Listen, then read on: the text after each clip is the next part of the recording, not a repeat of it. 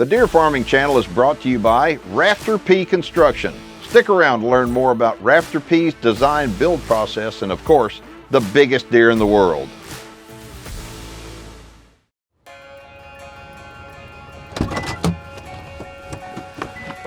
Well, howdy everybody. Welcome to the show. And to just outside of Alice, Texas, where today we're at Tecate Creek Whitetails. Now, if you're looking for does, bred does, we're going to tell you how you can get bred does right now. I mean, these does are bred, they're bred right, and they're ready to go out the door right now. But we're going to also show you some of the biggest bucks in South Texas.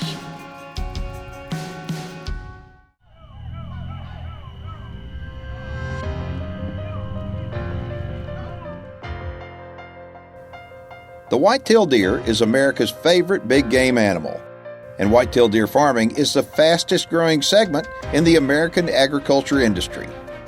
Our program's mission is to dive into the world of deer farming and discover why tens of thousands of Americans compete to create the biggest bucks in the world. And by the biggest bucks, we don't just mean the size of the antlers. The financial investment opportunities produced even on small parcels of rural land will blow you away. Join me as we discover how whitetail genetics, deer auctions, animal husbandry, and so much more drive the deer farming industry. My name is Keith Warren, and this is Deer and Wildlife Stories.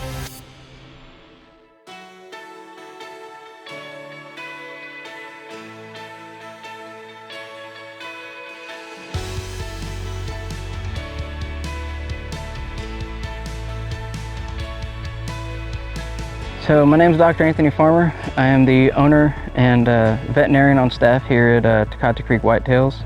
We're located in Alice, Texas. Our operation is 55 acres. We've got about 32 pens and almost 1,000 deer. We got into the deer breeding business because first and foremost we're veterinarians.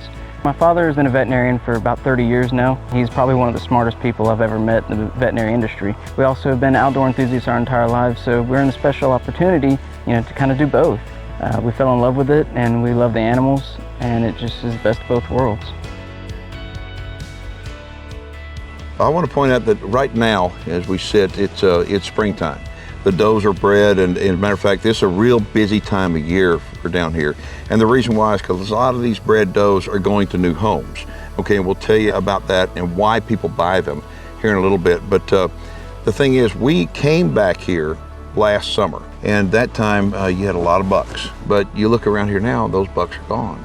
Tell everybody where those bucks went and why. So we sell a lot of our bucks to people who are looking for stalkers. They have various sizes and ranches from 100 acres all the way up to thousands of acres. And they just want to improve their herd genetics. They want to improve their deer numbers as well.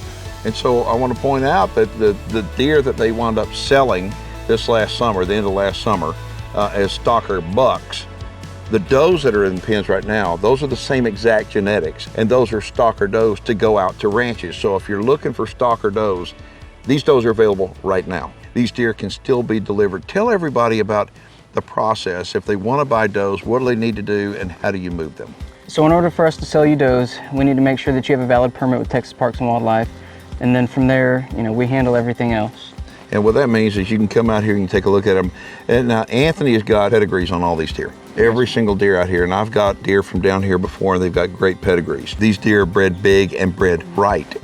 So one of the interesting looking deer out here that not everybody has is piebalds. Yeah. Tell everybody about that. So piebalds are very unique. They're a rare color pattern. It's not a different type of deer. Some people think it's a different species. It's not. It's just a mutation in their gene for their color coat. Kind of like an albino, but a little different. It's a little more rare.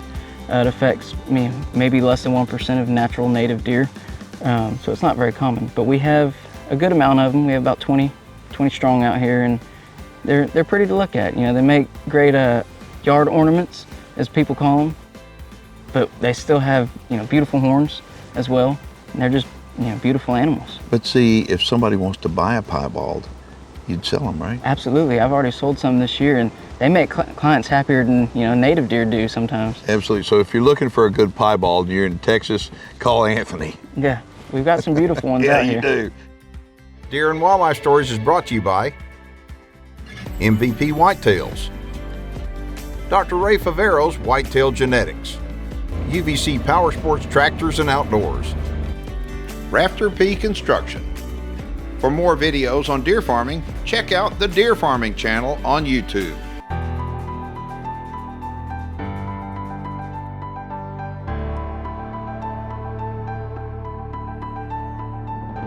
I know you're passionate about whitetail deer. I think every deer breeder is, okay? Yes. You love them. You love being around them. It's very therapeutic. I watch you work on the deer. I watch your staff. Everybody loves them. But what I'm looking at is I want to get the point out to everybody that this is a business. Yes, sir. Okay. It is a business, and it has to be run like a business. And with that being said, tell everybody what your goal is with your business. I mean, first and foremost, as veterinarians, we want to get that #1 herd health up there. We want to sell the best, healthiest deer we can in the whole breeding community. We want to be up there. What I want to point out is that now there is a new invisible trait that we are aware of through the North American Deer Registry called the breeding values on deer. And we realize that we can breed CWD basically out of the deer, which is really important as we move forward in the deer breeding world. And so what Anthony and his dad have done down here is actually they're breeding that way. Tell them about that. For the breeding resistance, we're looking for codon 96 with an SS gene marker. We have 40 to 50 bucks that have this gene, and we're still waiting on all the results, but as of right now we have 120 girls who have the SS gene on codon 96 as well. So breeding those, we're trying to increase our numbers for the SS genes and trying to completely get rid of the GG and the GS and just get it out of the herd. That is brilliant, because as we move forward in the deer breeding world, that's going to be very important. So deer breeders are talking about this codon 96 right now and trying to get rid of the GGs and the GSs. But people that buy stalker deer, like stalker bucks and stalker does, like are available right now, are not talking about it yet.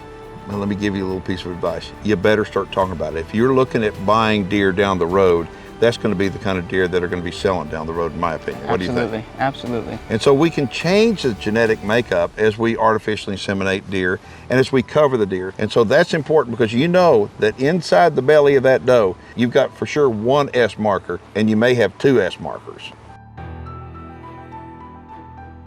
Okay, I want you to address the North American Deer Registry. Every deer out here is in the North American Deer Registry. We call that NADAR in the business. Tell everybody why NADAR is important to you and to building the herd for the future. I've been working personally with NADR all the past couple weeks, actually. I spent maybe 8 hours on the phone with them, making sure that our genetic lines were correct and in order.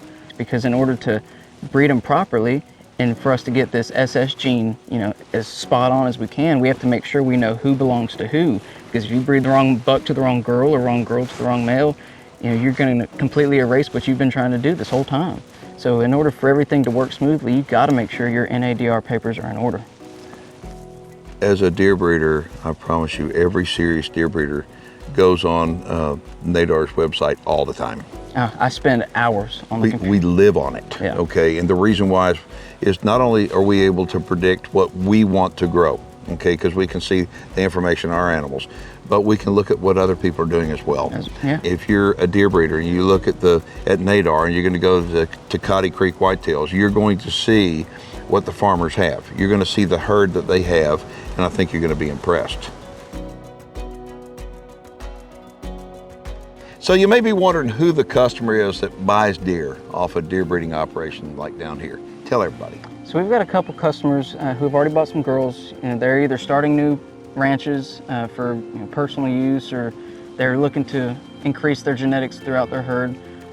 Most of them are looking for stalker bucks or girls to either change the genetics completely and start over, or just increase what they already have. We have fantastic genetics. Okay, so you may be wondering, how many deer do you have to buy? Okay, you're gonna be out there and you're thinking, well, I don't need to have a whole bunch of deer, or maybe you do need to have a whole bunch of deer. Tell everybody, how many deer do they have to be able to deal with you? It's really up to the client. I'm not gonna say, you have to buy 10 deer from me in order for you to buy deer. I mean, it's your place. You do what you want with it. I'm not gonna be a stickler on numbers. I just want to make a happy client and great relationships with my clients as well. Okay, so if somebody wanted to come in and say buy 30 deer, 30 bred does or more. Could you handle it? Absolutely. Okay. If somebody wants to buy deer from you, whether it is bred does like right now, they're ready to go out the gate right now, okay, or big bucks, okay, and you do that in August and September, give them a telephone number. Yes, sir. My number is 512-913-0819. We sell girls and bucks to people already who are looking for, both, best of both worlds. And right now, you come and get your girls, and then when the time comes, you come out and look at your bucks, and based on what we agreed upon, we'll pick out some bucks for you when the horns start growing out, and we'll go from there. And I want to point something else out too. They bottle raise a lot of their does here, okay, which means they've got gentle deer. And you can go take a look at the does and the doe pens, and you're going to see that they are gentle. And the reason why is because they were bottle raised and they spent a lot of time with them. And that's important when you're buying deer. To me, I don't want to see deer that are just bouncing off the fence and going spastic. And some deer do that. These deer don't do that because they're bottle raised. Deer and Wildlife Stories is brought to you by Big Time Whitetails and Exotics, LE Fence, Record Rack Deer and Elk Feeds, UVC Power Sports Tractors and Outdoors, and by New Dart. Deer and Wildlife Stories will be right back. Closed captioning is brought to you by Advanced Deer Genetics. All right, so you're busy live testing all over the state, and as a veterinarian, you stay really, really busy. Yes, sir. But when you're gone, who takes care of the place? We've got 5 employees. They do a fantastic job out here making sure that everybody's fed, medicated, well looked after. As soon as they notice something abnormal with one of the deer, they bring it to my attention immediately, and we make a game plan, whether it's over the phone or in person, and we make sure that everybody's on top of their health. Okay, and so today there's actually a couple of deer that need some attention, right? Yes, sir. So today we've got a couple girls that we need to tend to. One's got some overgrown hooves and she needs to be medicated and vaccinated. So we're gonna drop a 1.5 cc dart, and we're gonna go and dart her in her pen.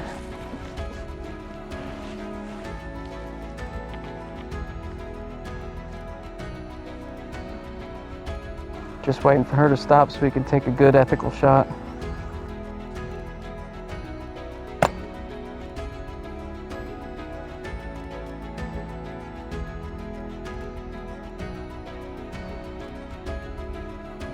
You can kind of see that she's still somewhat awake. You can see her eyes blinking and her ears twitch from time to time. What we're going to do is we're going to sneak around her to this side where she can't see us. Try to get this mask on her and make her go night-night. Ready? Uno, dos, tres. Oh! She's actually pretty heavy.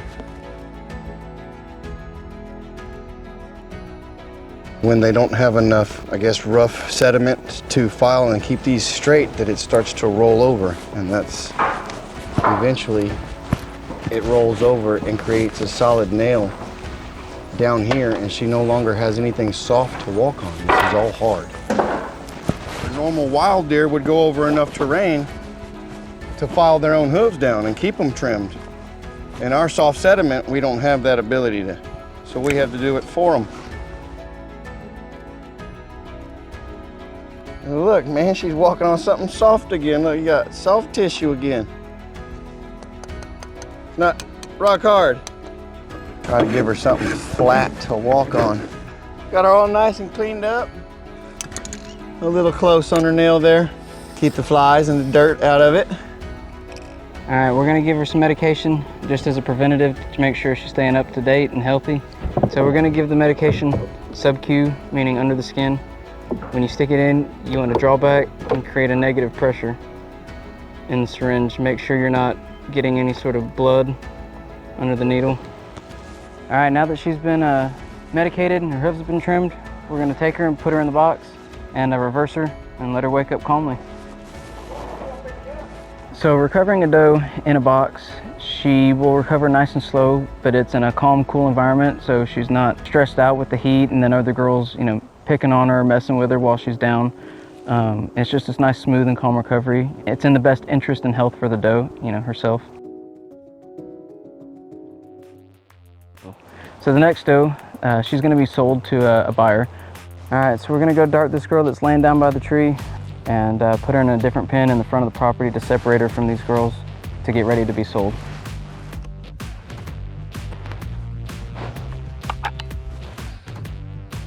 Okay.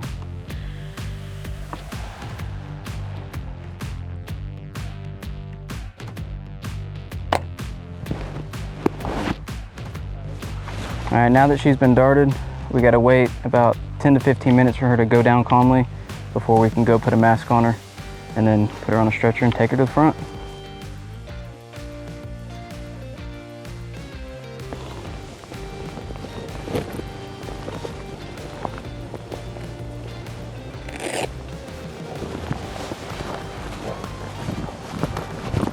Basically, we're gonna trim some hooves, make sure she's good on her feet. A healthy deer requires healthy feet. If they don't want to get up and walk, they won't eat. If they get sore feet, they'll stop wanting to walk and start to get skinny on you.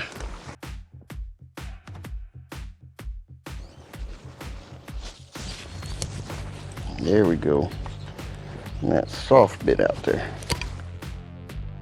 All right, so now we're gonna draw up 1.5 cc's of the atipamezole. It's our anti-seeding or reversal agent. And then we're gonna go put her in the box and wake her up. All right, I'm gonna inject the atipamezole intramuscularly into her back leg, the same leg that we darted, just that way we don't make both legs sore.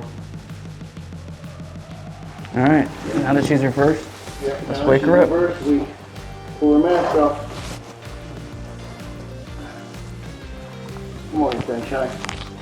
Deer and Wildlife Stories is brought to you by Union Hill Whitetails, the North American Deer Registry, New Dart, and the North American Deer Farmers Association. For more videos on deer farming, check out the Deer Farming channel on YouTube. Now some great information on fencing from our friends at LE Fence. Hey guys, this is Ron with LE Fence here. What we're doing right now is we're putting an overhead up in this gate area solely because we're trying to hinge the gate off of the side without the brace. Reason we're doing this is because we've got the trees right here and we don't want to take any of the space and take the trees out of here. We want to leave the tree coverage for the deer. So in order to do this, we got to raise the pipes up a little bit, give about 2 feet of clearance over our gate, and then weld a horizontal pipe between the two uprights. In doing so, we're going to be able to hang the gate off of the far post, and that's going to take all the pressure off of the single post and distribute it through the overhead and the brace. That way we can fold the gate open and shut, and we don't have to worry about a sagging post. So if you ever need a solution on how to hang a gate but you don't have all the room for the brace, if you can do an overhead in there, you'll be good to go. So thanks a lot, guys. I know in years past that this breeding operation was focused on growing inches of antler, which meant non-typical. And now y'all have completely changed that direction. Absolutely. Y'all are going back and going for the big typical frame Yes, deer. sir. So tell everybody how you're going to go about reversing from that non-typical genetic back to the typical frame deer. So going back to our conversation with Nadar, I've picked out every single girl who has South Texas typical genetics, who has mainframe genetics, not a bunch of trash, kind of nixed out the northern girls. And I've focused mainly on breeding these wide, typical, just beautiful South Texas styled deer that everybody's after. And we've done a great job with the AI process this year, and we're really excited about our upcoming bucks. So I know last fall y'all sold a bunch of bucks. Tell everybody average what those bucks scored. So most of the bucks that we tend to sell are about 2.5 years old, but they're ranging anywhere between 165 and up to 250 plus. So the average score is over 200 inches at 2.5 years old. Yes, sir. Hear that? I mean, there's a lot of people that can't grow a 200-inch deer at 5 or 6 years old. Okay, but the genetics are here. They're in this line, and so they're growing average. I mean, 200-inch 2-year-olds, that's pretty good. That's amazing. All right, so there's one buck that we filmed years ago when we were out here, and his name was Flying Tiger, and he is a beast. Tell everybody about him. He is a brute of an old man. He's a little old now, but he can handle his own against the best of them. Yeah. He is a ginormous bodied deer with a big rack. He's beautiful. How old is he now? He's 8 years old now. He's an old man. And his antlers, I mean, he's good. Oh, I remember years ago we filmed him, and I don't know how wide he was then, but he was wide. How wide do you think he is now? He's probably 36 inches inside. He's with still some holding it. 8-inch bases. He's still holding it, and when you wind up, you go in the North American Deer Registry, you're going to see the offspring out of him. He is a brute. All right, so tell me, do you have any other breeder bucks you want to talk about? We've got a breeder buck right now who was 2.5 years old this past year, and he is my personal favorite. Who is that? His name's Equalizer. He's a mainframe 16 that scored 263 points. Holy smokes. But he is beautiful. He's pretty typical. He's got a couple kickers off his G2s, G3s, but he is clean and beautiful. And you used him to cover those, yes, sir. right? Yes, sir. Wow. So if you're interested in buying stalker bucks or stalker does, you need to kind of schedule your visit out here at Tecate Creek Whitetails. It's because bucks are sold in August and September, and does are sold in the springtime. Okay, so right now as you're watching this show, does are available. Okay, so what you need to do is call Anthony Farmer and come out here and take a look at them. He'll go over the pedigrees with you, he'll explain to you the process, and he'll help put the deer on your place right now if you're looking for bred does. If you're looking for bucks, they may want to get a hold of you in July. What do you think? Yeah, I mean, absolutely. I mean, the deer have to be out the door at your facility by September, so preferably July and August is the best time to come out and look at bucks. June, July is a great time to see them growing. You know, you're more than welcome to come out more than once. We'd love to have you. If somebody wants to come out here right now and take a look at bred does that are available, or they want to come out here come August to look at bucks, okay, give them a telephone number once again. The number is 512-913-0819. All right, good. Okay, so you've got property and you're wanting to build. Maybe a barn dominium, maybe deer facilities, or maybe a badass lodge. Well, you've got to check out Rafter P Construction. Rafter P Construction is the leading design build contractor across the state of Texas. Specializing in quality farm and ranch design build projects, Rafter P Construction encourages their customers to be very hands-on, incorporating your input into every aspect of your project with their in-house design teams. The goal of Rafter P Construction is to be your builder for life. Rafter P Construction, they'll be with you every step of the way to build your dream project, all the while keeping quality and customer satisfaction at the forefront.